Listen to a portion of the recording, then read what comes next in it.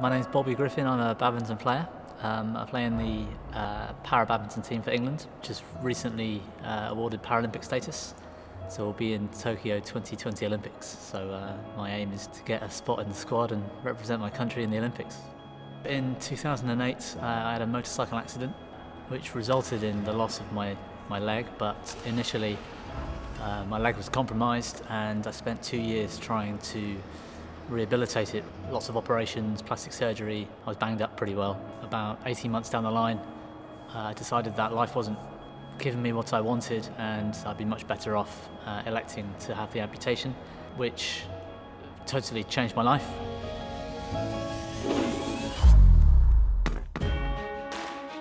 It was by far the best decision for me. The last few years have been really amazing. I'm back to work. I went back to work full time and got my life back together, competing in sports again, set myself a number of tough challenges which I managed to succeed in, climbing mountains, running half marathons, playing badminton again. I've always played badminton, played since I was sort of a teenager.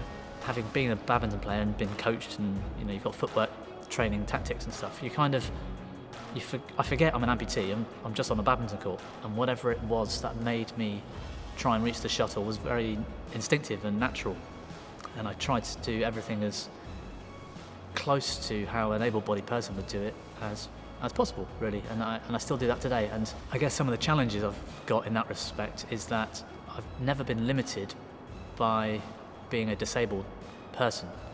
I just consider myself a sports person, and the fact that I've got a prosthetic leg now, when I'm on a badminton court, I don't really think about it, but it means that I do things like an able-bodied person would, and that perhaps puts my left side of my body, my prosthetic side of my body, under more strain than a few other disabled players perhaps do, because they've grown up with that condition and they've made allowances and they do things in a different way to compensate for that disability.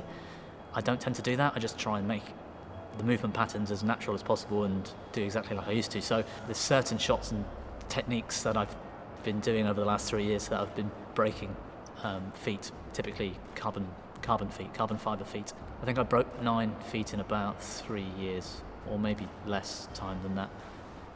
Massive frustration, because of course they're expensive, takes loads of time to get them fixed, and you have to start from scratch and rebuild it, and puts gaps in your training schedule. Or at worst, I was in the World Championships in South America back in 2011, and one broke out there. It was the night before my semi-final. The challenges were I kept breaking the feet, so that was annoying in itself and slowed down all my training and competitions, and at worst meant I was without a foot to play on for a period of a week or two until they got them replaced.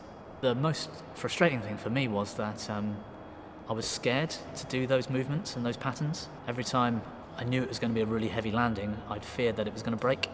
And when carbon fibre breaks, it sort of snaps in two. It's like some clever soul told me a really good analogy about a dry branch breaking. That's like what carbon fibre does when it breaks. It just snaps in two and it crumples beneath you. So I've ended up on the floor in pieces. Luckily not injured, but without a leg to stand on, literally. One of the best things about the rush foot is that if I ever break it, hypothetically, it should break like a soft branch. It would snap, but still provide that sort of support, that sort of soft cushion. So if it does break, it shouldn't hurt. I shouldn't land on the floor in a pile. It just doesn't seem like it's going to fail, so it gives me the confidence of being able to move properly. I think I broke a foot in as little as a matter of hours once. One of them lasted 2 weeks, and on average they lasted about 2 months. I tried different things. I've tried playing badminton on a running blade, which doesn't work because you can't move sideways very well. And I was at my prosthetist's, and they had a rush foot in their sort of rehab clinic for various people to trial. And I think it was my prosthetist was in a meeting with Ortho Europe, and I think I got a phone call that day saying, there's this foot you might want to try for badminton. Shouldn't be able to break it. Obviously he's aware of all the issues I've had over the last 3 years. I was more keen on the fact that I couldn't break it, and if it felt like any other foot and it could be set up right, then I want to give it a go. So one of the technician guys from Ortho, Peter, he set me up and sent me off for a month or 6 weeks.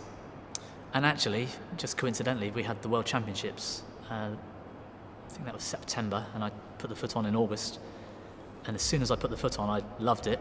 And just that peace of mind and that confidence I had that I could move freely on it and it wasn't going to snap meant I didn't want to take it off. And I know it was supposed to be a couple of week trial, but I had the World Championships.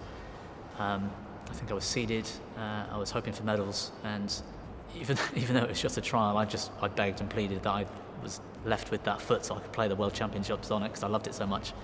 And it meant that my training for that period of 6 weeks was probably the best training I'd actually done, and went in to the World really confidently, and made all the difference. And then from then I just didn't want to let go of it, really. After all the training and stuff I've been having on badminton court in the last couple of years, I think I could beat myself now from previously, from before I lost my leg. I think it'd be a close match if I was to play myself 7 years ago before I lost my leg. I think it'd be close.